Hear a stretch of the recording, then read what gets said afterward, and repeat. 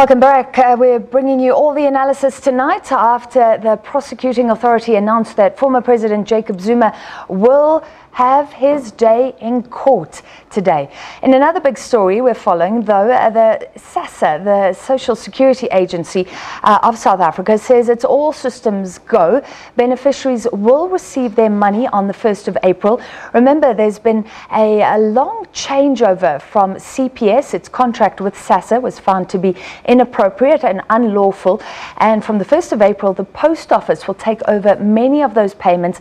And of course, millions in South Africa are reliant on social grants. For more analysis, I'm joined by Wandisa Pharma from the Center for Applied Legal Studies. And the Applied Legal Studies has, of course, pushed Sassa to do this right from the beginning. You've been involved in a lot of the court cases along the way. That is correct. In fact, we started getting involved last year, around March 2017, when we realized that we haven't had anything or communication from Sassa whether there was a plan in place to continue the payment of social grants come April, 1 April 2017, when the CPS contract was supposed to have ended. So the Black Session instructed us then to approach the Constitutional Court to find out whether Sassa had plans in place for a smooth transition from CPS to a new service provider.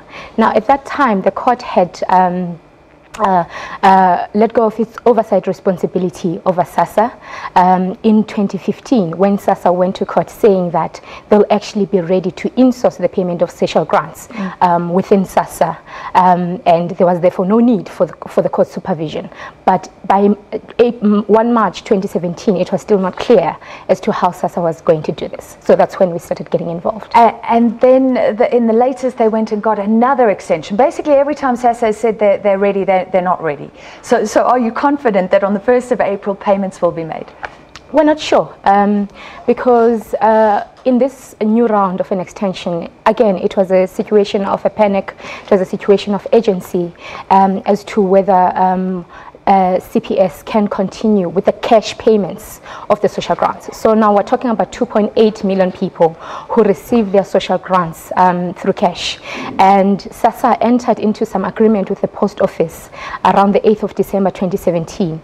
And that agreement did not cater for the cash payment of the social grants because the post office didn't have facilities. Let's separate out the cash payments. Yes. So the post office has said it'll have difficulty doing those cash payments. Correct. But are you confident that it'll handle all the other payments into people's bank accounts or into the new Sassa card? Those are the two options.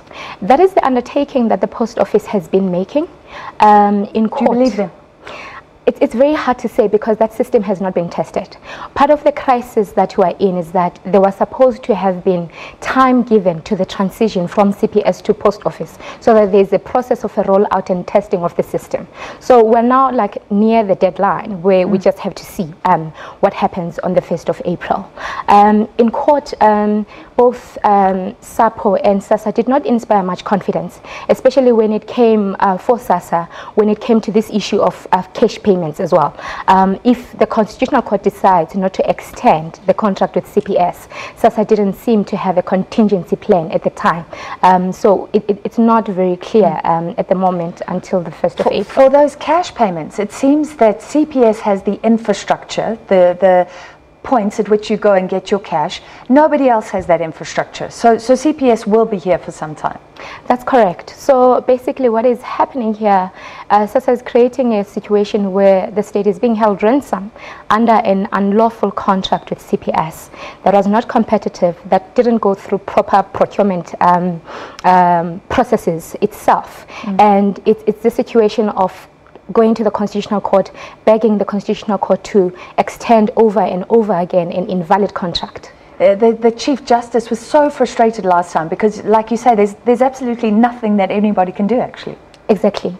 I mean, and that really brings to question the manner in which Sassa treats this situation and the seriousness in which it takes these concerns of these beneficiaries. Isn't there a bigger problem here? Why, in this day and age, are 2.8 million people standing in lines to get cash when they could be given a card, they could be given a bank account? There's a lot of options being looked at where the money could just arrive and they go to an ATM. This points to South Africa's problem.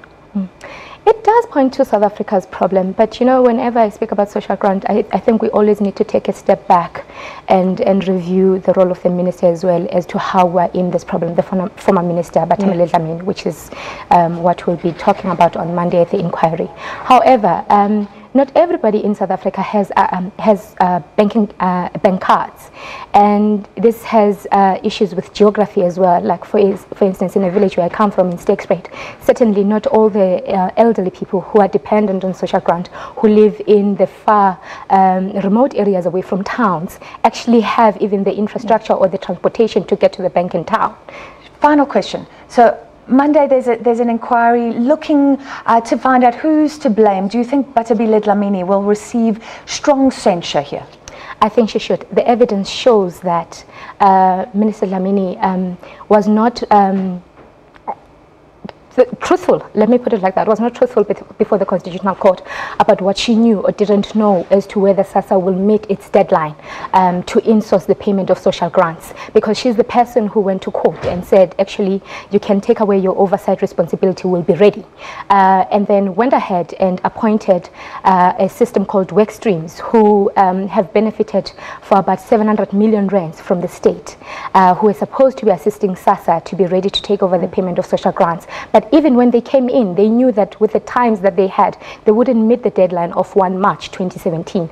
But Minister Dlamini did not go to court to flag this and say we'll not be ready to take over the payment of social grant, creating the crisis that we saw last year. In a situation like that, a head of a department must be held accountable, especially where they had undue influence about the appointment of those work streams, about the reporting procedures of those work streams, where they were supposed to report to ESCO and the CEO, but reported directly to her. All right, well, thank you for your involvement. I think a lot of people have got involved to try and achieve some sort of accountability here. That was Wandisa Pharma from the Centre for Applied Legal